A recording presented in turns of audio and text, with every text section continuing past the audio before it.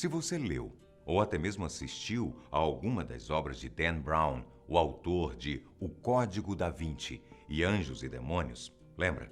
Sem dúvida alguma, você também se encantou com as teorias da ficção que esse gênio conseguiu criar para as suas obras. Até porque os mistérios, segredos e pequenos detalhes que envolvem o universo religioso realmente são de deixar qualquer um com a pulga atrás da orelha. Quando estamos falando da maior e mais poderosa instituição que existe no mundo, a Igreja Católica, as coisas podem ficar ainda mais sinistras. Por exemplo, você por acaso já ouviu falar sobre a Biblioteca Secular do Vaticano? E se eu te contar que, além dos mistérios que envolvem esse lugar, ainda existe algo ainda mais misterioso do que a biblioteca em si? Pois é, nesse lugar existe uma seção secreta e o que está guardado ali é o tema do nosso Fatos Responde de hoje. Já deu para perceber que a coisa vai ser pesada por aqui, né? Então, não desgruda daí e vem comigo. O que são os arquivos secretos que o Vaticano esconde? Eu sou Antônio Bocco e seja muito bem-vindo ao canal Fatos Desconhecidos. Por que os humanos... Por que o arco-íris tem Por que o sete meu não cores? estraga? Por que o o mar mar é azul? azul? Por que o céu é azul? Bom, para a gente conseguir chegar lá na frente do nosso papo com a resposta do que é que existe na Biblioteca Secreta do Vaticano, é óbvio que a gente precisa entender, antes de tudo, qual é o contexto histórico desse lugar, não é verdade? Então, vamos lá. A famosa Biblioteca do Vaticano é considerada uma das mais antigas de toda a Europa. Ela foi fundada em 1450 pelo Papa Nicolau V. Mas ela não foi a primeira biblioteca papal, não. Até porque, antes dela, os antigos papas tinham à sua disposição uma biblioteca, mas ela era muito menor, basicamente uma biblioteca particular. Por esse motivo, a Biblioteca do Vaticano é considerada também o primeiro núcleo de coleções pontífices. Mas aí é que tá. No ano de 1610, um outro papa, mais precisamente o Papa Paulo V, decidiu criar uma seção secreta de arquivos e documentos que ele compreendia que não podiam ser acessados pelo público. Mas o que é que existe ali? Bem, a primeira coisa que a gente precisa esclarecer é que, ao contrário do que muita gente anda deduzindo, a biblioteca secreta não é literalmente secreta. O nome real em latim desse departamento de arquivos é Archivum Secretum Apostolicum Vaticanum. E o detalhe mirabolante disso tudo é que, em latim, secretum, na realidade, quer dizer pessoal ou privado, e não literalmente secreto. Mesmo assim, é fato que pouquíssimas pessoas têm acesso a esses documentos. Para vocês terem uma noção, apenas historiadores e jornalistas renomados podem tentar solicitar uma credencial para ter acesso a esses documentos. Além disso, mesmo se autorizada, a tal da credencial precisa ser renovada a cada 6 meses. E acredite você ou não, ninguém é autorizado a sair pelos corredores dali simplesmente vasculhando os documentos e livros que ali existem.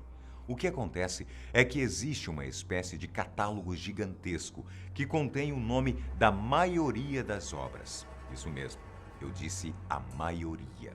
Porque estima-se que nem todos os documentos tenham sido catalogados. Além disso, é muito comum você encontrar um livro em latim, por exemplo. Sem tradutores, fica ainda mais difícil para os estudiosos autorizados explorarem esses arquivos.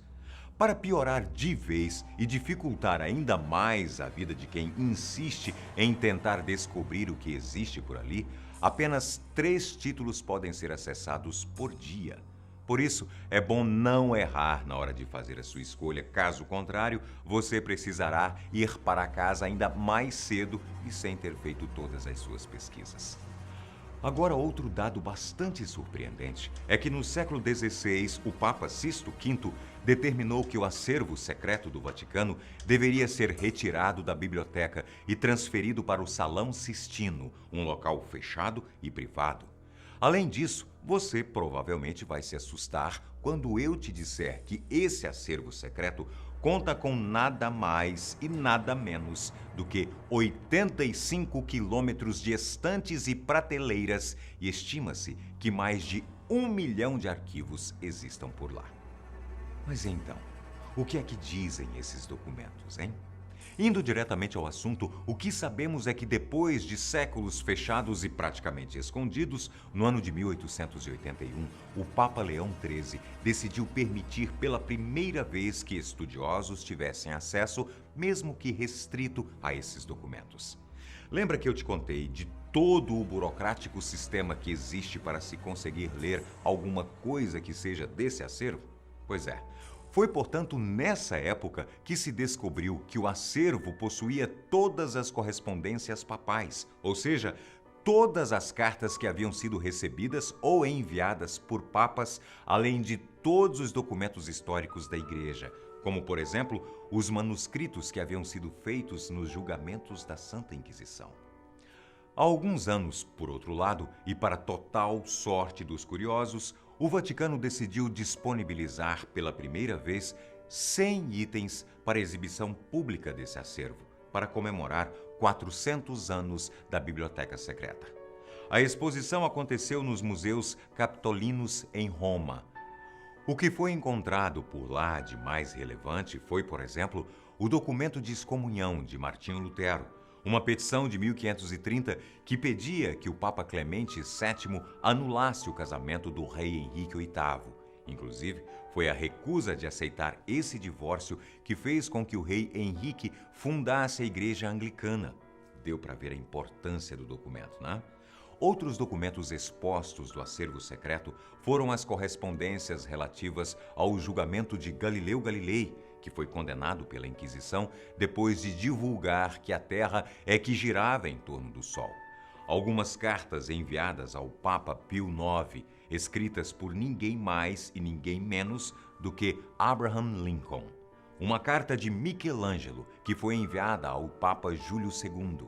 E também a carta escrita por Mary, a rainha da Escócia, que foi condenada pela Inquisição e que implorava ao Papa para que intercedesse pela sua vida 3 meses antes de ser executada.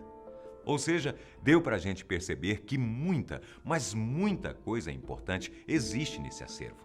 O pior de tudo é a gente ter a certeza de que nunca saberemos o real potencial e importância desses documentos, uma vez que apenas aquilo que a própria Igreja quiser divulgar realmente chegará até a gente.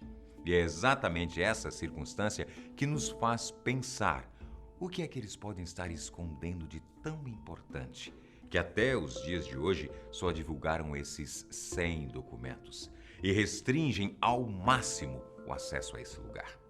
Mas e aí? Você tem alguma teoria do que pode existir ali? Conta isso e muito mais pra gente aqui embaixo nos comentários. Não se esquece de mandar também as suas sugestões de temas para os próximos vídeos. Esse foi o Fatos Responde de hoje. Um abraço grande e até a próxima.